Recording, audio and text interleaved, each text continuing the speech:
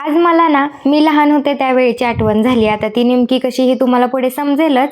सकाळी सकाळी उठून हे उपाशी पोटी जिरा पाणी घेतलं आणि आज बघा इतकं वारं सुटलं. आज म्हणजे आजच नाही, तसं तर दररोजच वारं सुटतं, पण आज जराशी जास्ती सुटलं होतं.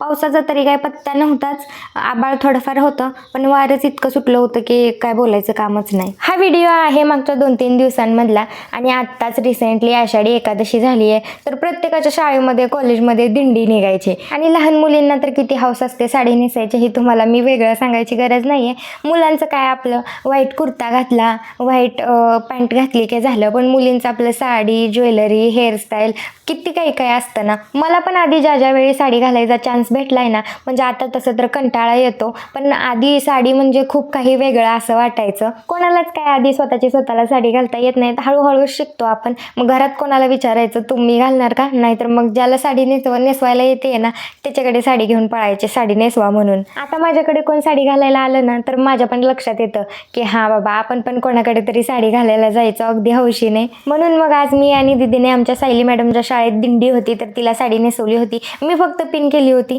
आता मला तर ही असल्या स्टाईलची काही साडी नेसवता येत नाही, दीदीनेच नेसवली होती आणि थोडीफार मदत केली. मस्त मग साडीला मॅच होईल अशी ज्वेलरी वगैरे पण घातली. बाहेर भरपूर वारा सुटलं होता आणि गारवा पण होता, म्हणून मग म्हटलं वावडंगे आणि शेपवा टाकून शेक घ्यावा. माझा आज शेक घ्यायचं चाललं होतं, तोपर्यंत दीदीचा आणि सायलीचा इकडे मेकअप सुरू होता. लहान असलं की सगळ्यांनाच मेकअप म्हणजे खूप मोठी गोष्ट वाटते आणि मला पण आधी तसंच वाटायचं. म्हणजे लिपस्टिक लावायचे, पावडर लावायचंय, काजळ लावायचंय, तसं. आज रोजच्या सारखं न दमवता बाळ पण छान झोपलं होतं. असो, चला भेटूया पुढच्या व्लॉगमध्ये. तोपर्यंत बाय बाय.